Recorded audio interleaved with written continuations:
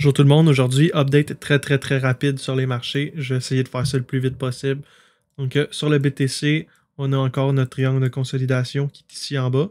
On a notre pattern en W qu'on avait parlé qui s'était formé ici. On a un autre W qui s'est formé ici. Puis on en a un autre qui est en train de se former ici. Donc si on trace, là, on a un W comme ça ici. On a un autre W comme ça ici. Puis pour terminer, on a un W qui se forme ici. W comme ça, là, quand on en voit, là, surtout quand il en fait plein comme ça, c'est un signe que ça veut partir à la hausse puis que le prix veut exploser. OK? En ce moment, je continue de penser que ça, c'est possiblement un bottom sur le BTC. OK?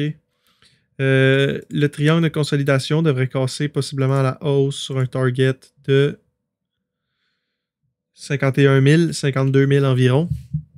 OK.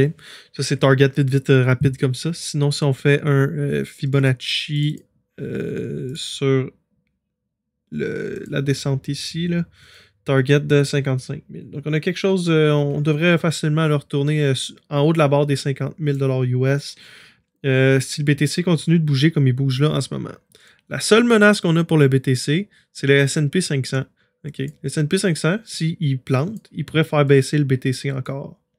Que ce serait le dernier mouvement, le mouvement final là, de la baisse du BTC si ça l'arrivait. Je pense pas qu'on va descendre plus bas que ça. C'est vraiment la dernière menace qui nous reste, le S&P 500, qui pourrait corriger. Okay. Le S&P 500, il y a un beau pattern en W, lui aussi, ici. Ce qui fait que possiblement le marché est haussier. Ce que j'aime pas, c'est qu'on avait un trend aussi ici qui a cassé, puis là, on consolide en ce moment. On consolide, non seulement on consolide, ça fait longtemps qu'on monte sans arrêt. Vous voyez encore ici, il y avait un W. Donc, vous voyez, ça fait longtemps qu'on monte sans arrêt sur le S&P 500. Puis, on approche une résistance majeure. Même deux résistances majeures. Donc, cette résistance-là risque de peut-être nous faire reculer. Puis si on la passe, on en a une autre à passer après. Donc ça va nous prendre quelque chose de fort là, pour passer ça. C'est pour ça que je crois que peut-être un mouvement à la baisse sur le S&P 500 sur un support comme celui-là ici, qui est la 21, sur le 21 Weekly Exponential Moving Average, là, quelque chose comme ça. J'aimerais ça... c'est ça, c'était la ligne blanche, là, la ligne blanche sur l'autre. Donc c'est ça, c'est le 21 Weekly Exponential Moving Average. J'aimerais ça qu'on retourne là pour voir si on a du support pour notre bull market. Si on a du support pour notre bull market sur la 21, on devrait repartir à la hausse, puis avoir le momentum qu'il nous faut pour passer la résistance qui est ici. Peut-être qu'on aurait un petit pullback, là, justement, peut-être retourner tester le niveau d'avant. Possiblement qu'on retournerait tester le niveau comme ça avant. Mais après, on pourrait repartir comme ça, là, bien comme il faut, puis aller établir là, un nouveau plus haut. Puis commencer à aller vers les niveaux là, vraiment en territoire de bulle. Là. Donc, ça, c'est pour le S&P 500. Si le S&P 500 corrige, on pourrait avoir un BTC possiblement à 27 000, 25 000 ou 22 000 US. Okay? Mais ce n'est pas le scénario que je privilégie en ce moment, même si le S&P 500 il monte vraiment... peut-être un signe de retournement qui pourrait peut-être devenir quelque chose de menaçant. Okay? Mais on verra pas fou avec ça, parce que c'est pas le scénario que je priorise en ce moment. Mais ça pourrait devenir le scénario que je priorise. Okay? Donc, pour l'instant, tant que le S&P 500 va se tenir en haut de, disons, les moyennes mobiles qui sont ici. Ça, c'est en 4 heures. Mettre en daily. Bon. Tant que le S&P 500 va se tenir en haut de 4166, je pense qu'on est bien. Sinon, on va baisser possiblement là, sur notre niveau de support qui est ici autour de 4000. Donc même, je dirais, là, tout ça, toutes les moyennes mobiles, là, la bleue, la rose puis la grise qui sont là, c'est 3 bons supports sur lesquels on pourrait aller jouer. Il n'y a pas vraiment de danger si on va là. Mais si on casse en dessous, donc peut-être, ouais, ça va être 4100. Le prix à regarder, ça va être 4100. Si on casse en dessous de 4100, là, on pourrait ouvrir la porte là, pour une correction à 3980, 4000. ça aurait de l'impact sur le BTC parce que les gens qui ont pris du levier sur le marché des actions puis qui ont acheté un petit peu de BTC pour se diversifier auraient besoin de vendre leurs actions pour payer le collatéral sur le levier qui se sont pris là, sur le BTC. Puis ben, juste ça pourrait amener une dernière vague de vente. OK. Que ça, c'est à regarder. C'est la possible menace qu'on a sur le BTC. Sinon, quand on a un marché comme ça avec plein de W, là, c'est très, très, très haut. Généralement, c'est quelque chose qui veut partir. Là. Ça, quand on a ça, c'est que ça veut partir à hausse. Ça, c'est très bon. C'est excellent. Même que moi, je vois ça comme vraiment un possible retournement à partir d'ici. Mais on a une menace qui nous guette sur la S&P 500. Okay. Si la S&P 500 nous baisse, ça se pourrait que BTC baisse aussi. Mais BTC, ça va être sa dernière descente. Là, si ça arrive, on ne descendra pas plus haut. J'affirme qu'on ne descendra pas plus bas que ça, vraiment. En bas de 22 000, là, on ne va pas vraiment descendre en bas de ça. Possiblement 27 000, 25 000 ou 22 000. Mais c'est pas une raison pour vendre là, pour l'instant puis essayer de shorter le marché puis de timer ça. Là. Si on voulait timer quelque chose, là, c'était ici, il fallait le timer. Là. On avait tout ça ici pour timer. Là. En haut, là, on avait tout ça ici pour essayer de timer quelque chose. Là, c'est plus le temps d'essayer de timer une descente. Là, ce qu'on veut timer, c'est une hausse. Okay. On achète ici parce qu'on a une hausse possible. Si on baisse puis qu'on va à 27 000, 25 000, 22 000, on va essayer de timer ici. Là. Okay. Bon, pour une hausse. Encore une fois, c'est pas des conseils financiers, c'est juste mes idées, ce que je pense. Après ça, c'est à vous de prendre vos décisions en conséquence de ce que je dis, puis ce que je vois. Donc, ceux qui s'en souviennent, ceux qui l'ont vu, ça ici, c'était ma vague 3 que je voyais finir ici, avec une correction avec la vague 4 ici. La 3 a overshoot, la 4 a overshoot, c'est correct. BTC s'amuse à faire ça. Puis la target de ma vague 5, si ça arrive, c'est entre 80 000 à 105 000. Mais BTC va overshoot mon target parce que BTC, c'est comme ça que ça behave. Okay? C'est comme ça que le BTC bouge. Okay? Ça, c'est pour BTC, puis la S&P 500, le marché des actions, puis la plus grosse crypto-monnaie qui existe. Que ça se pourrait que le marché des actions menace en ce moment le BTC. Si ça arrive, c'est pas grave. OK? Pour Fire and Flower, j'en avais parlé dans mes dernières vidéos, qu'en ce moment, si on regarde en daily, on est dans un territoire overbought, selon le canal de régression qui est ici. Ça se pourrait qu'on le brise. Moi, je crois qu'on va le briser parce qu'on a rebondi sur notre ligne de support ici. Puis, ça fit avec notre Elliott Wave. Notre Elliott Wave devrait faire, après la correction avec la vague 4 ici, qui, selon moi, est complétée depuis qu'on a touché le bas ici.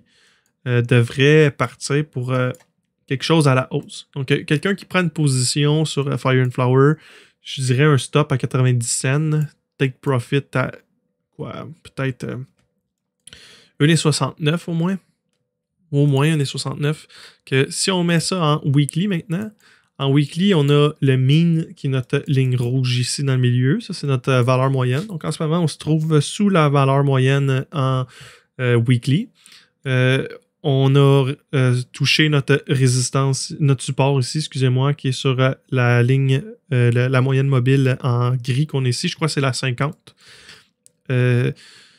Donc, la 50 weekly EMA, ou c'est une 50 moving average, peut-être. 50 weekly moving average. Attends, c'est symbole. Attends.